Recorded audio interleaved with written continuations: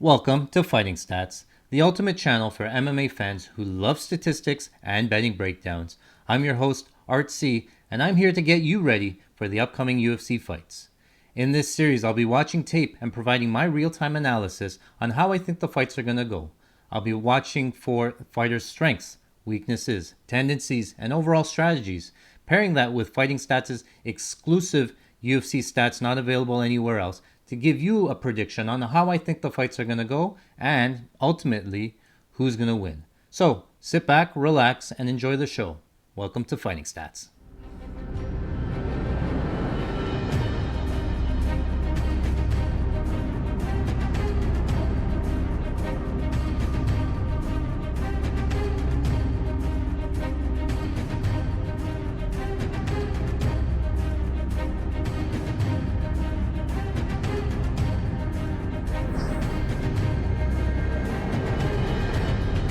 Welcome back to Fighting Stats. I'm your host, Art C, and today we are continuing and finalizing the Neil Magny tape. If you're with us in that last one, he was a barn burner with Mr. Phil Rowe. That one going to split decision, Magny winning there.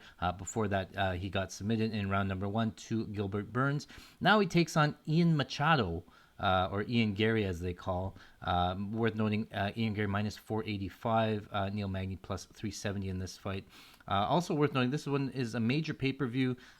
They tend to put the uppercomers against the old veterans here. Ian Garry coming in undefeated 12-0 against Magny here. So most people expecting Ian Garry to win. Ian Garry coming into this fight with a lot of hype behind him.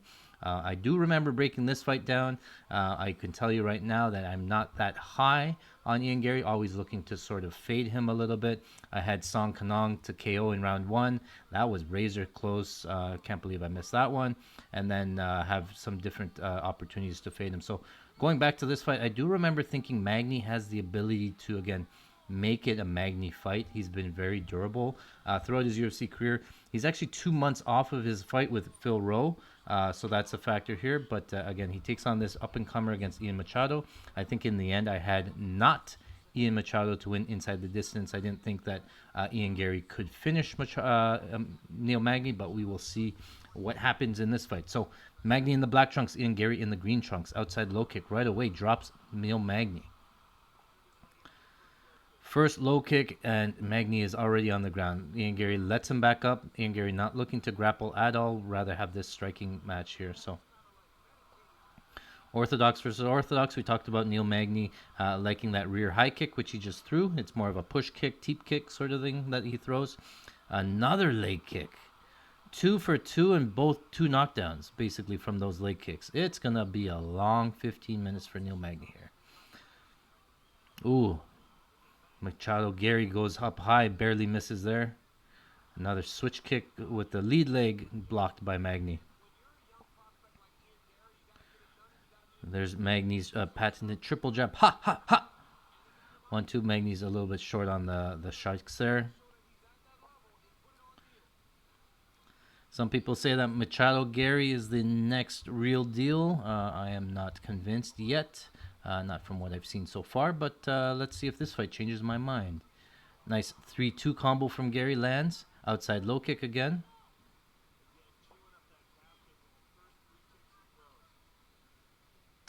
Nice jab from Garry. Nice knee in the clinch from Magny. Magny's going to want to hold on to Garry. Push him against the cage, make the fight a Magny fight, make it dirty. If he stands outside in range here, he's going to get picked apart. That leg's going to get beat up, and he won't be able to walk for the rest of the night. Ian Garry has shown some improvements through his UFC career. He does look a little bit better. That outside low kick is definitely doing work. I expect to see a switch to southpaw from Magny fairly soon. There's that high kick again, that push kick, and then that followed up with that too. So now you see Magny lifting up that lead leg a little bit, looking to show more of a check here. But he's pretty heavy on that lead foot from what I remember. Magny Garry circling to the right so that he can find the angle to kick the outside low kick. Oh, just missed on that one too. Here's what Magny wants to do, clinch. He's okay with taking the clinch up against the fence. He's going to do over-unders here, 50-50. He's going to want to switch Garry, turn Garry to his left. Garry has his arm around the cage there. That's a no-no. You're allowed to do that. Just hold on to the top of the cage. You're seeing that. You see the hand there, Keith Peterson. What are you doing? You're preventing him from being spun, right? You're holding on to the top of the cage. Keith Peterson literally just looking at it, just like, yeah, it's okay. So Magny's working the body here in the clinch, 50-50. He has a leg clasp, but again, we saw him try to do this. Was it against Gilbert Burns? Yeah, he tried for his own trip and then ended up tripping himself. I don't know why he does that up against the fence. Not the best of looks. Now he's butt scooting forward, man.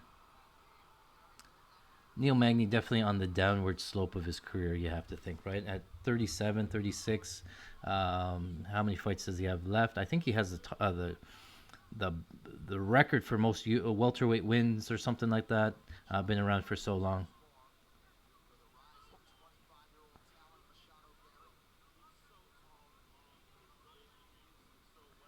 Garry doing some good distance management, staying out of range from Magny. I don't think Magny's landed anything yet. And Garry's standing out here in kicking range, able to beat up that league leg. I'm surprised he hasn't gone back to it. There it is there. Another drop down. What is this going on? What is the fact that Neil Magny butt scooted halfway across the octagon tells you he's not confident in the stand-up. He wants to get on the ground, get it to the ground. Not the greatest look for Magny. And again, I have not Garry to finish here, so it's going to be a sweat for my bet if watching this one live. Oh, front kick to the face. Neil Magny grabs a hold, runs after him, not able to do much with it. Oh, another outside low kick. That leg is done. No checks at all, no turning in, no switching to southpaw, no adjustments for Magny. Throws a kick to the body. Neil Magny looking to clinch, avoiding some of the damage. Not the best of looks. He's really like... this is what I mean by a Magny fight. He wants to clinch up against the fence. He got 5 seconds of Magny clinch. Let's see some replay of these leg kicks. What do you think? There it is, yeah, for sure. First leg kick of the fight. Boop. And I would say, okay, maybe he's off balance, but it comes again. He tries to lift it up, and he's trying to lift it up so that it doesn't, but he's not checking. He's not turning into it. He's just lifting it up. And now it's like this butt scoot. It's so weird.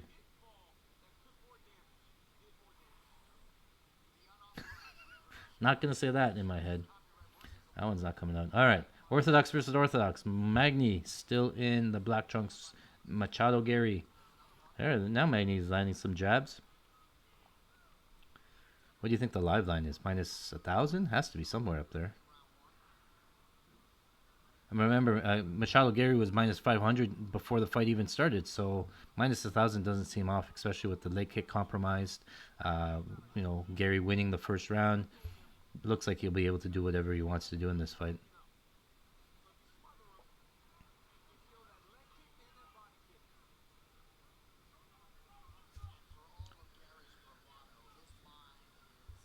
Outside low kick again for Garry. Magny's not looking to adjust at all. Again, he hasn't switched. He hasn't looked for the takedown. He's still standing here in kicking range. Normally when your leg is beat up, you have a couple of options. 1, shoot for takedowns. 2, crowd the kicker. Close the distance, stand in punching range. You can't stand out here in kicking range because Magny doesn't throw a bunch of kicks. His leg's just getting beat up, or simply just switch to southpaw. Now he's one-legged, and he's still trying to circle out. I don't get the non-adjustments from Magny. It's a poor look. He's just getting beat up here. He's trying to absorb the damage, push kick to keep distance, but high kick there. Oh, that leg is done. I'm assuming that Magny cannot fight from southpaw. There, he switched to southpaw. There it is.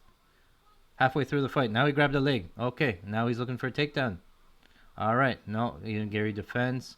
Nice hips. Now he's back up. Now it's clinching time.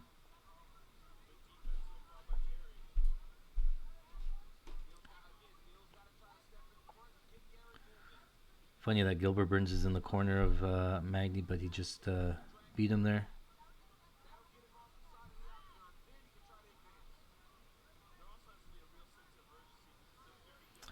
So Magny has the back standing. Machado's looking to break the grip. He does. Now he's going to try to circle into him. He's going to just try to run away, get some distance. Magny's going to want to continue to clinch here. Even if he doesn't get the takedown, again, he's trying to wear on the guy. You've seen this position a lot, and especially in the Phil Rowe fight. This is his path to victory, really. Magny is like a dirty split decision. Otherwise, you know, the ability not to get the fight down to the ground, not crazy power in his hands.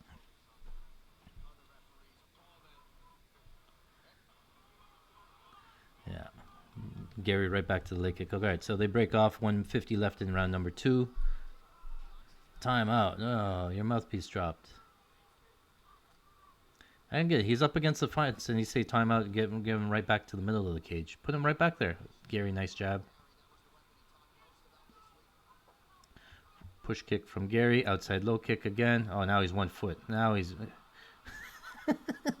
he goes right back to orthodox. Ooh, another one. And remember, I thought that Garry was not going to be able to finish Neil Magny. So, egg on my face in this one. Still stands orthodox. No switch. No switch to southpaw. No shooting for a takedown. No clinch here. Just letting him tee off on him. What do you think is going to happen? Clinch. Oh. Jab to the body.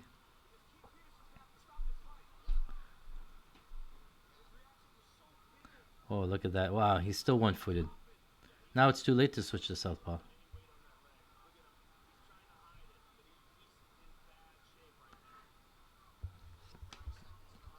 Neil Magny is still standing orthodox. Honestly, this is more of a... How does Ian Garry not finish him?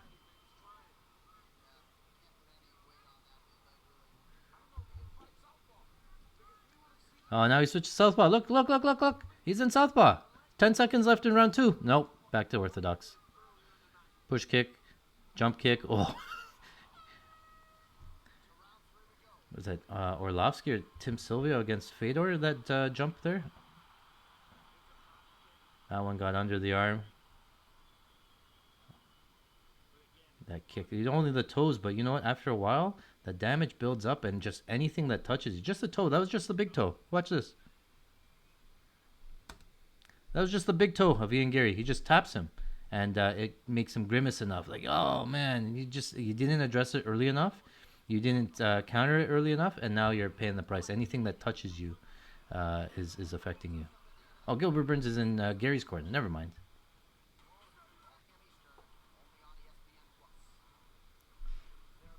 Round number 3. Now, all right. Now Magny's coming forward. This is what I'm talking about. Crowd the kicker. Close the distance. Make it a striking battle. Any kind of high kicks now, make it hard because you're so close.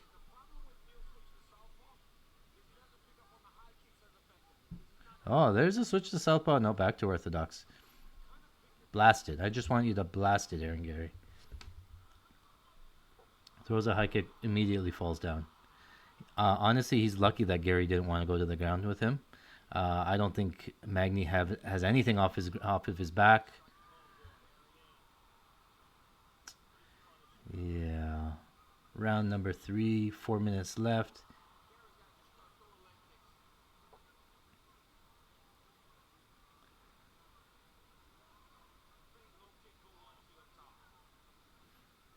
What a weird tattoo from Ian Garry. Looks like it looks like one of those things that you hold your glasses to your head. Oh, another outside leg kick there. Wincing and jumping on one leg. Jab to the body, 1-2. I mean, what are you afraid of, Garry? Come on. Oh, another drop. Oh my lord.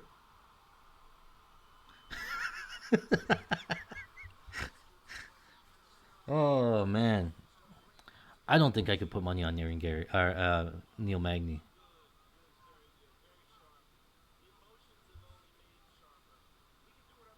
55%. Yeah.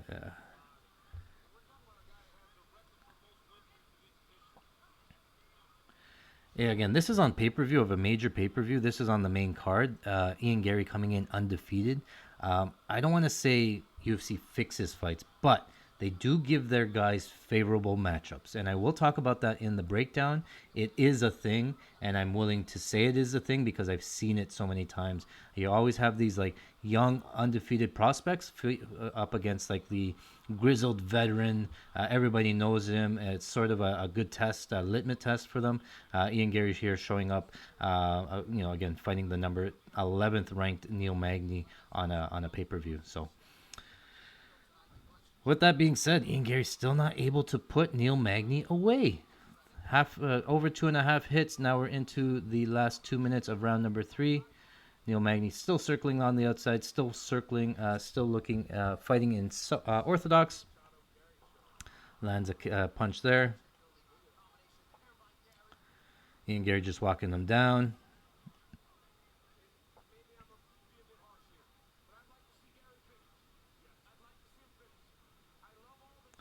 Another jab to the body there.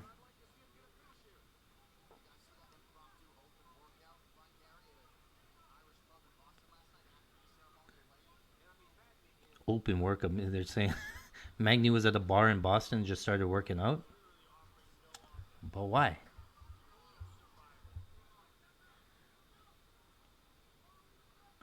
Come on, Magny. Keeps coming forward now. Minute 33, 90 seconds left. Now it switches to southpaw. Says, you know what? Enough of this. Let's switch to southpaw through 2 hooks and then right back to orthodox. At least he can plant the foot and throw his right kick off of that leg. But yeah, not a great look. Oi, oi, oi. How many knockdowns is that? Do they count? They don't count knockdowns because of leg kicks, right? That would be fun. Neil Magny's like, come on, man. Come to the ground.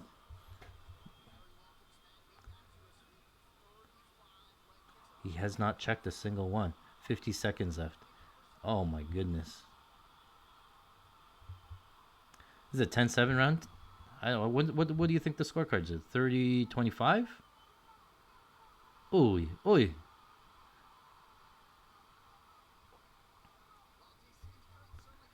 Just a reminder, I bet Ian Garry not to win by finish. No submission and no KO, and we have 30 seconds left in this fight. Can you believe it? Just going to finish on top. He went to the ground with him and still wasn't able to do anything with it. Can you imagine he gets the submission here? Oh, it looked like he could have got it there. Give it another 10 seconds. He would have got the submission too. Apparently, Ian Garry's a hothead, but all right. So good win from Ian Garry. I'm curious to just see the scorecards, just how much it was. Definitely not a 30-27, 30-25.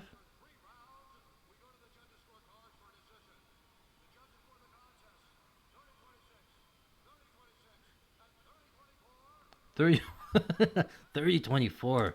Oh, oi, oi. Okay. What do we learn here from Neil Magny? Neil Magny doesn't know how to check a leg kick. Neil Magny is not able to adjust mid fight. Definitely not able to fight from southpaw. Pretty weak attempts on the takedowns. Wanted to go to the ground with Ian Garry. Ian Garry wanted nothing to do with that. Yeah, after this split decision win with Phil Rowe, after this performance here against Ian Garry, again, he was set up to lose, coming in as the big underdog. I just don't know if Neil Magny has it anymore. Just not what I've seen in the tape, but That's what we're here for. We're going to get you the best bet. After that, we are done taping the Neil Magny side. I obviously have an opinion. It wouldn't take a genius to recognize what side I might be leaning towards, but it's all about that number and whether or not we can find some value on it. So stay tuned for my extensive breakdown. I'm going to be pulling up all the fighting stats that we pulled from these fights, get you to the window with something betting on this fight. So again, my name is Art C. This is Fighting Stats. I hope you enjoyed the show. Let me know how we did below.